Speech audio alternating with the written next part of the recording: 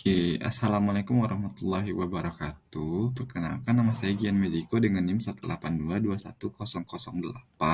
Nah, pada kali ini saya akan membahas tentang sebuah studi kasus watermarking. Nah, sebelumnya, untuk studi kasus watermarking ini,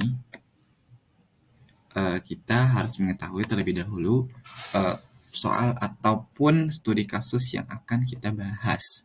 Nah, di sini kita akan membahas tentang studi kasus. Ada seorang manajer produk branding, yang diminta oleh perusahaan untuk membuat logo untuk produk baru yang akan diluncurkan. Nah, di sini manajer dan timnya berhasil membuat logo tersebut. Logo tersebut disisipin watermarking sebelum diajukan ke Haki. Dalam proses pengajuan, usulan logo tersebut ditolak karena dianggap mirip dengan logo yang telah digunakan pihak lain. Setelah melakukan penelusuran, kita atau manajer dapat mengetahui bahwa ada orang dalam secara ilegal membocorkan ide tersebut ke kompetitor bisnis, sehingga lebih duluan mendaftarkan logo tersebut ke Ditjen Haki. Dalam kasus ini, kita diminta untuk menjelaskan yang pertama, langkah yang harus dilakukan oleh manajer dalam menangani situasi tersebut. Yang kedua, bagaimana watermarking bekerja untuk membuktikan orisinalitas karya tersebut.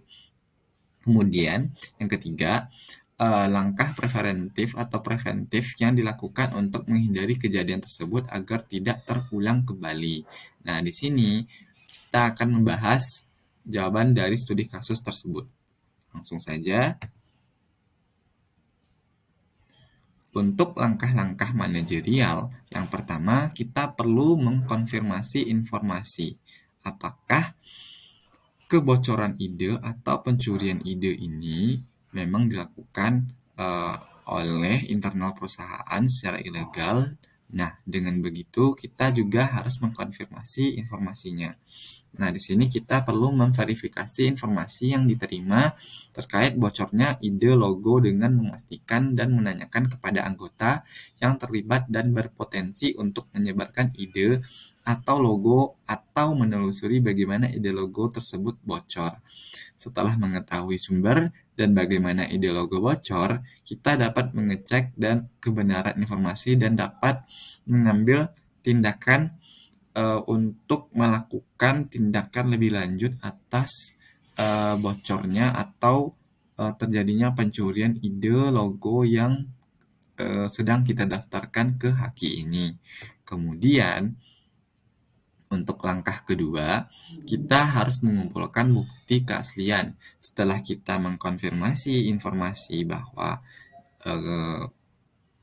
ide kita dicuri atau ide kita bocor yang dilakukan oleh internal perusahaan, kita juga perlu mengumpulkan bukti keaslian, karena dengan begini, dengan adanya bukti keaslian, kita dapat mengajukan banding ataupun nantinya akan digunakan dalam kepentingan hukum untuk membuktikan bahwa ide logo tersebut adalah orisinalitas punya kita. Nah, setelah kita mengecek kebenaran informasi bahwa ide logo bocor, selanjutnya, kita harus mengumpulkan bukti untuk menunjukkan bahwa logo yang diajukan telah diciptakan oleh tim perusahaan sebelumnya. Hal ini dapat mencakup desain, prototipe, dan catatan pertemuan. Dan juga kita dapat melakukan checking atau mengecek watermark yang sudah dibubuhkan kepada gambar ataupun ide gambar atau desain logo yang sudah dibuat. Selanjutnya di sini kita harus menghubungi pihak terkait.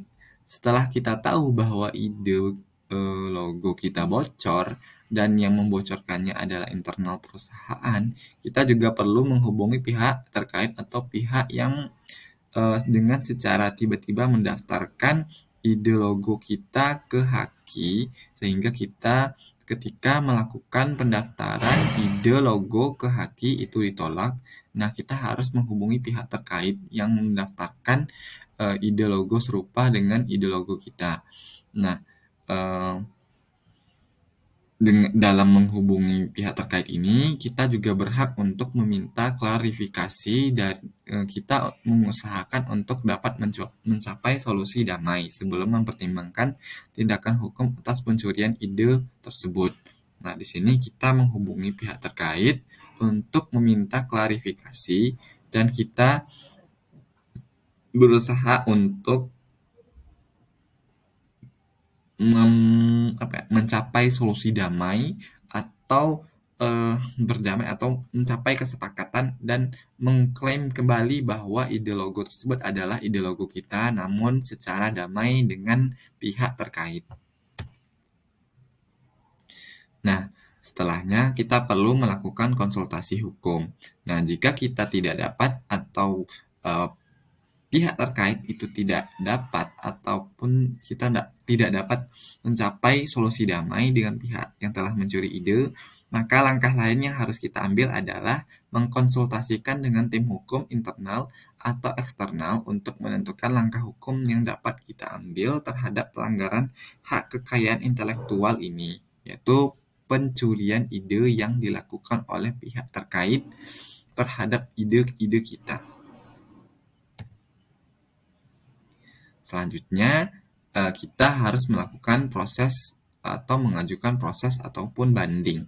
Karena pihak yang terkait atau pihak yang mencuri ide logo tersebut tidak bisa diajak untuk bermusyawarah untuk mencapai kesepakatan bersama ataupun damai, maka kita berhak untuk mengajukan proses ataupun banding ke Ditjen Haki. Nah, jika Ditjen Haki juga menolak bahwa desain ide atau logo yang kita daftarkan adalah orisinalitas punya perusahaan kita, maka kita dapat mengajukan banding dengan menyertakan berbagai bukti yang memperkuat bahwa ide atau desain yang kita daftarkan adalah orisinalitas punya perusahaan kita. Nah, kita tahu bahwa jika Ditjen Haki menolak bahwa desain ide itu adalah punya perusahaan, kita dapat mengajukan proses ataupun banding karena kita tahu bahwa desain yang kita ajukan itu adalah desain kita dan itu adalah murni dari ide desain yang sudah dibuat oleh manajerial dan juga timnya. Sehingga proses banding dapat dilakukan ataupun diajukan kepada Ditjen Haki karena kita juga sudah mengumpulkan bukti-bukti bahwa bahwa ide logo tersebut sudah dibubuhkan watermarking unik atau watermarking yang dimiliki oleh perusahaan. Sehingga hal itu dapat memperkuat bahwa ide desain ataupun ide logo yang digunakan adalah murni punya perusahaan. Selanjutnya di sini kita harus mengevaluasi sistem keamanan internal karena kita tahu bahwa terjadi kebocoran ide ataupun pencurian ide oleh pihak eksternal yang dilakukan oleh pihak internal atau pihak internal itu menyebarkan ide desain logo kita sehingga pihak eksternal mengambil ide tersebut atau mencuri ide tersebut dan malah mereka mendaftarkannya ke Haki sehingga kita tidak dapat mengklaim bahwa itu adalah desain tersebut adalah kepemilikan kita.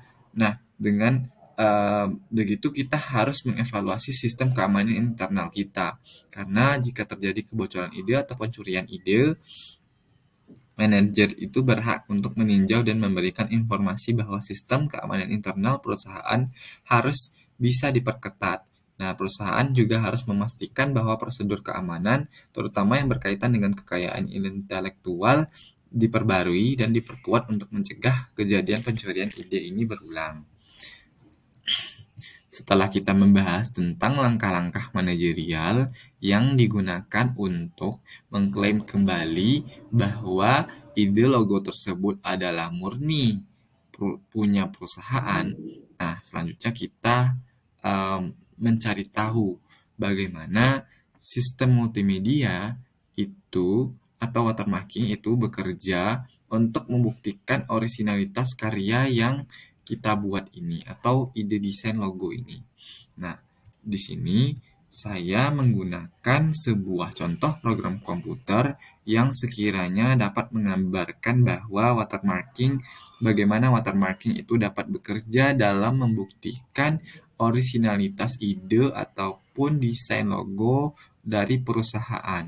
Nah, di sini sebelum kita membuat sebuah program yang nantinya dapat membubuhkan watermarking kepada desain ataupun gambar logo dan juga nanti mendeteksi watermark yang ada pada logo tersebut, di sini kita harus tahu terlebih dahulu kualitas watermarking yang baik itu seperti apa. Yang pertama itu perceptual transparency, yaitu watermark tidak boleh mempengaruhi kualitas data yang disisipi. Artinya, watermark itu tidak boleh terlalu tebal ataupun yang membuat gambar yang disisipi watermark itu menjadi tidak terlihat ataupun mengurangi kualitas data dari gambar yang akan dibubuhkan watermark. Yang kedua, payload of watermark. Nah, jumlah informasi yang dapat disisipkan melalui watermarking. Ini berarti seberapa banyak sih jumlah informasi yang dapat kita sisipkan melalui watermarking ini. Yang ketiga, security, yaitu ketahanan watermark menghadapi serangan. Nah, watermark yang baik itu tahan terhadap serangan. Kemudian ada recovery. Nah, watermark dapat dibaca dari suatu media tanpa mengubah media tersebut meskipun sudah diserang. Nah, watermark masih bisa di-recovery dan diketahui. Nah, ini kelebihan dari watermarking, yaitu dapat di-recovery sehingga kita dapat mencek bahwa gambar tersebut ada atau tidaknya watermark, sehingga apabila ada watermark, kita dapat mengetahui bahwa watermark itu adalah, misal itu punya perusahaan kita, sehingga kita dapat mengumpulkan bukti yang kuat dan juga dapat membuktikannya bahwa ide desain ataupun gambar logo tersebut adalah murni punya perusahaan.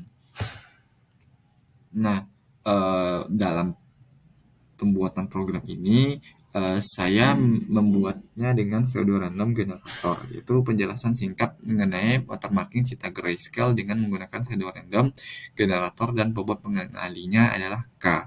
Pertama, watermarking Citra Grayscale. Pada Citra Grayscale, watermark dapat disisipkan untuk memberikan informasi tambahan tanpa mengubah tampilan visual secara signifikan.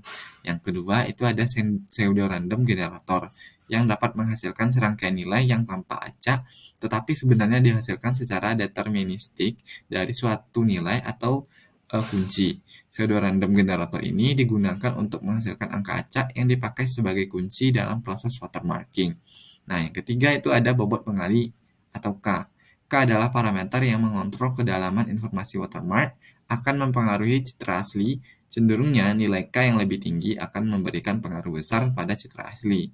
Nah, membuat watermark lebih terlihat, tetapi dapat meningkatkan kerentanan terhadap kehilangan informasi atau serangan jika nilai K yang kita gunakan itu ada syarat kriteria khususnya. Nah, jika melebihi syarat kriteria itu, maka dia akan menghilangkan ataupun akan menyebabkan kehilangan informasi pada gambar yang disisipi watermark. Nah, yang keempat itu ada proses watermarking. Proses ini melibatkan penambahan nilai dari pseudorandom generator ke dalam citra asli. Setiap pixel citra asli ditambahkan dengan nilai acak yang dihasilkan oleh pseudorandom generator dan bobot pengali K yang digunakan untuk mengontrol sejauh mana perubahan terjadi. Nah, watermark dapat disisipkan dalam berbagai bentuk, seperti pola atau noise, bergantung pada pseudorandom yang diimplementasikan. Jadi dari sini kita tahu bahwa watermark bukan hanya gambar saja, tetapi juga dapat berupa pola atau noise yang bergantung pada pseudorandom yang kita implementasikan. Nah, langsung saja pada program komputer yang saya gunakan ini. Yang pertama ini adalah untuk proses penambahan watermarking kepada gambar yang akan kita sisipkan watermark. Nah, di sini saya menggunakan bahasa pemrograman Python dengan library NumPy dan juga Matplotlib yang digunakan untuk menggambarkan hasil dari pembubuhan watermark dan juga nantinya akan menggambarkan gambar yang sudah disisipkan watermark ataupun mendeteksi watermark yang ada di dalam gambar yang sudah dibubuhi watermark. Nah, di sini dibuat sebuah fungsi untuk menambahkan watermark dengan parameter image, yaitu gambar yang akan dibubuhi watermark. Kemudian watermark ini adalah yang akan disisipkan ke image. Kemudian ada faktor pengalika. Nah, pertama kita harus mengambil dimensi citra dan watermark. Nah, untuk hal ini kita harus memastikan bahwa dimensi dari image dan juga watermark itu harus sama. Karena akan memberikan hasil yang lebih baik. Kemudian kita harus membuat matriks acak untuk digunakan sebagai kunci. Nah, di sini kita melihat bahwa ada matriks acak yang kita gunakan sebagai kunci. Kemudian kita menambahkan watermark dengan schedule random generator. Nah, yang disimpan pada variabel watermark image ini. Nah, itu image-nya ditambahkan dengan schedule random generator yang dikalikan K yang dikalikan dengan key yaitu matriks acak. Kemudian kita memastikan nilai pixel tetap dalam rentang 0 sampai 255. Nah, watermark image ini kita harus pastikan agar dia berada dalam rentang 0 sampai 255. Kemudian setelah kita bubuhkan watermark tadi, kita harus menyimpan citra watermark untuk keperluan perbandingan nantinya. Nah, hal ini diperlukan untuk nantinya mendeteksi ada atau tidaknya watermark yang sudah dibubuhkan pada sebuah gambar tadi demi kepentingan membuktikan orisinalitas untuk menjawab bahwa ide atau desain logo yang digunakan adalah orisinalitas punya perusahaan. Kemudian kita akan mereturn watermark image-nya dan juga watermark. Nah, di sini setelah kita membuat sebuah fungsi tadi, kita menyimpan gambar yang kita gunakan pada sebuah variabel dan juga dimensinya. Lalu di sini juga disimpan watermark citranya itu, dan di sini kita menggunakan K sama dengan 1. Nah, di sini kita melakukan penambahan watermark dengan memanggil fungsi add watermark. Setelah ditambahkan, nah kita jalankan pada program main ini sehingga diperoleh hasil bahwa jika original image dibubuhkan watermark, itu akan menghasilkan watermark image. Nah, ini adalah watermarknya. Jadi untuk pembubuhan watermark itu kurang lebih seperti ini. Nah, untuk penjelasan kode, nah yang di sini pertama kita mengambil dimensi citra watermark yang tergambar pada variabel height width sama dengan image.shape, yang berarti kita mengambil dimensi citra input. Selain itu, watermark underscore height dan watermark underscore width sama dengan watermark.shape ini kita mengambil dimensi watermark input. Kedua, kita perlu membuat matriks acak sebagai kunci. Hal ini terlihat pada penggunaan library NumPy yaitu np.randomSeed42 yang mengatur seed untuk generator acak NumPy sehingga hasil yang diproduksi jika benih yang sama digunakan. Ketiga, kita perlu menambahkan watermark dengan pseudo random generator. Hal ini terlihat pada penggunaan variabel watermark underscore image yang di mana image-nya ditambahkan dengan pseudo random generator, yang berarti kita menambahkannya ke citra atau image menggunakan matriks acak sebagai kunci dan faktor K yang digunakan untuk mengontrol seberapa kuat watermark akan disisipkan. Nah, setelah kita mempersiapkan fungsi, maka kita perlu menyiapkan kode untuk dapat mengeksekusi kode yang berisikan fungsional dan memanggil atau mengimpor gambar yang akan digunakan sebagai image dan watermark. Nah, di sini saya akan membagi mereka ke dalam dua folder terpisah, yaitu folder image dan folder watermarking. Nah, untuk penjelasan pada paragraf ini kurang lebih hampir sama dengan penjelasan algoritma yang sudah saya jelaskan sebelumnya. Nah, selanjutnya kita tahu bahwa jika nilai terlalu kecil atau K kurang dari 1, watermark itu akan mungkin kurang terlihat pada citra hasil watermarking. Bahkan mungkin sulit untuk diekstrak jika nilainya optimal atau sama dengan 1, nah maka penyisipan ekstraksinya sama. Proses watermarking dan ekstraksi akan optimal, watermark akan terlihat pada citra hasil watermarking, dan proses ekstraksi dapat mendeteksi watermark dengan baik. Nah, jika nilai terlalu besar atau K besar dari 1, watermark mungkin terlalu dominan pada citra hasil watermarking, dan proses ekstraksi mungkin menghasilkan hasil yang tidak diinginkan, seperti distorsi yang signifikan pada watermark yang diekstrak. Kemudian di sini ada program yang digunakan untuk mendeteksi watermarking. Kurang lebih fungsinya adalah mendeteksi ada atau tidaknya watermarking, dan setelah kita memperoleh bahwa watermarking yang kita detect itu ada, nah kita dapat membuktikan bahwa watermarking itu adalah bagian yang sangat penting karena dapat membuktikan keorisinalitasan ide, gambar, desain ide logo kita. Nah, jadi ide desain atau logo yang dibubuhi watermarking akan dapat diproses atau dideteksi watermarking yang ada pada gambar sehingga kita dapat mengetahui bahwa ide desain murni atau orisinalitas punya siapa. Sehingga dengan begitu kita dapat memperkuat keamanan internal dan juga dapat membuktikannya ketika ada yang ingin mencuri ide yang dimiliki, dan karena adanya kejelasan kepemilikan kita dapat mengajukan banding atau menguatkan bahwa ide yang dimiliki adalah kekayaan intelektual perusahaan yang nantinya dapat didukung dengan undang-undang haki yang berlaku di Indonesia seperti Undang-Undang Haki Pasal nomor 9 tentang hak cipta dan Undang-Undang Haki Pasal 46 atas pelindungan desain industri. Selanjutnya kita berlanjut ke langkah preventif. Di sini ada beberapa langkah yang digunakan agar kejadian pencurian ide ini tidak terulang kembali. Yang pertama itu ada membatasi pengendalian akses.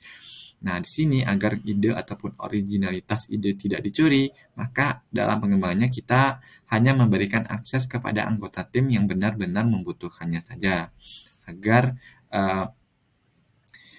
penyebaran informasi ataupun penyebaran informasi yang dilakukan oleh internal perusahaan keluar itu tidak terjadi dengan signifikan, dan juga apapun informasi yang bersifat rahasia itu hanya boleh diakses oleh karyawan yang memiliki kepentingan dan juga sudah mengetahui bagaimana sistem ataupun aturan yang ada di perusahaan. Kemudian kita dapat melakukan langkah preventif dengan memberikan perjanjian non-disclosure, atau mereka harus menandatangani non-disclosure agar kesempatan karyawan untuk menyebarkan ide logo kepada orang lain itu tidak merebak begitu saja. Dan adanya perjanjian ini apabila dilanggar maka akan diberikan sanksi ataupun denda yang sangat besar. Karena perjanjian ini digunakan untuk melindungi informasi rahasia produk. Selanjutnya kita bisa dapat mengenkripsi file ketika kita mendesain logo. Gambar dari logo tersebut kita dapat enkripsi melalui jaring internal ataupun eksternal agar kerahasiaan dari desain terjaga dan tidak mudah disebar begitu saja. Kemudian kita harus melakukan pemantauan aktivitas kepada karyawan selama pengembangan desain, itu baik desain produk ataupun desain logo yang digunakan perusahaan, agar mereka terasa diawasi sehingga kecil kemungkinan untuk menyebarkan ide, dan juga pemantauan ini didukung dengan adanya perjanjian NDA. Selanjutnya kita perlu mensosialisasikan aturan terhadap pentingnya informasi yang ada di perusahaan. Kita perlu memberitahu bahwa mana informasi yang bersifat vital dan mana informasi yang boleh dibagikan kepada masyarakat ataupun kepada karyawan. Nah, ini kita harus menekankan tentang pentingnya menjaga kerahasiaan dan konfidensialitas informasi perusahaan yang bersifat rahasia. Nah, selanjutnya kita perlu memperkuat sistem keamanan internal.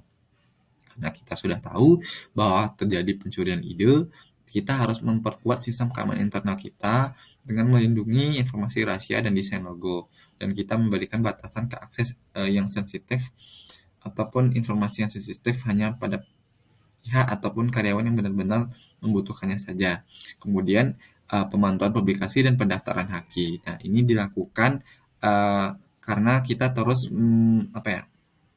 memantau apabila ada pihak lain atau kompetitor yang mendaftarkan ide serupa. Kita berhak untuk tahu, dan juga nantinya kita dapat melakukan langkah yang seperti langkah-langkah yang ada pada manajerial tadi, untuk mengklaim bahwa desain logo kita itu adalah originalitas punya perusahaan.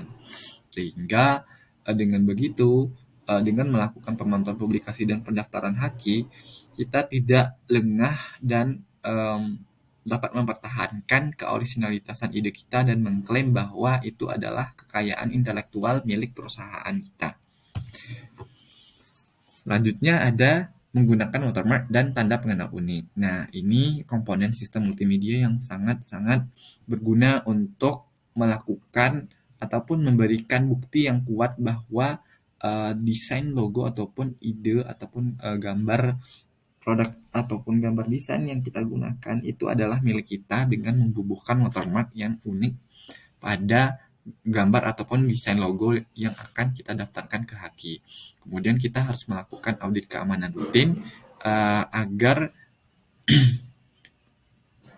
keamanan yang kita terapkan itu terjaga, dan juga kita harus melakukan kerjasama dengan profesional hukum untuk meningkatkan keamanan dari ide dan originalitas ide itu akan lebih baik jika menjalin kerjasama dengan profesional hukum atau konsultan kekayaan intelektual untuk mendapatkan nasihat dan dukungan yang diperlukan. Nah, terakhir, kita juga harus mengetahui undang-undang yang mengatur originalitas desain perusahaan agar ketika kita mengajukan banding, itu kita dapat membuktikan bahwa undang-undang tersebut melindungi hak kekayaan intelektual, yaitu salah satunya Undang-Undang Haki pasal 46 yang berisikan tentang pelindungan hak desain industri. Kemudian lingkup perlindungannya pada desain industri yang dilindungi melibatkan bentuk konfigurasi atau kombinasi atau unsur-unsur dari barang atau produk yang memberikan kesan estetika dan memiliki nilai industri, dan juga pasal 9 dari Undang-Undang Haki yang melindungi hak cipta. Sekian yang dapat saya sampaikan. Materi yang ada pada PPT ataupun slide ini didukung dengan berbagai sumber. Itu saya menyertakan sumber yang ada pada PPT perkuliahan dan juga sumber yang berdasarkan pengetahuan saya dan sumber-sumber lainnya.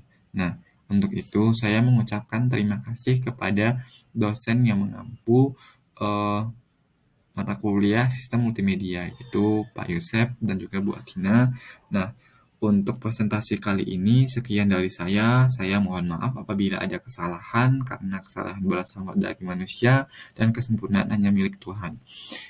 Untuk mengakhiri presentasi ini, saya ucapkan terima kasih.